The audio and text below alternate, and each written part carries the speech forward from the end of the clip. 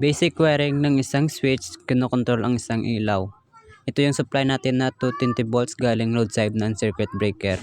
Ito yung black ay live, neutral naman ay white.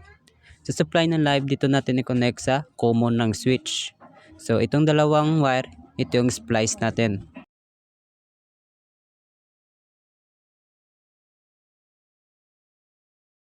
Next, sa return ng switch, dito natin ilagay sa live ng socket. So itong dalawang wire, ito yung splice natin.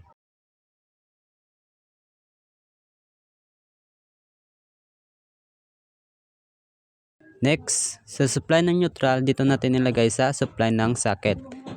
So itong dalawang wire, ito yung splice natin.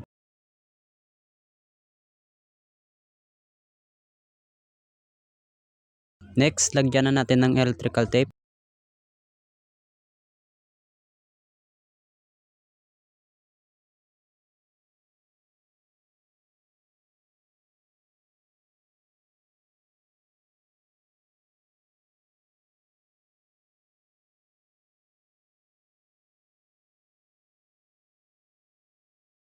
Next, lagyan na natin ng bulb.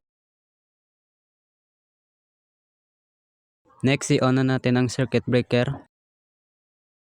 Kapag switch on na natin ang switch, dapat i-ilaw to. So on,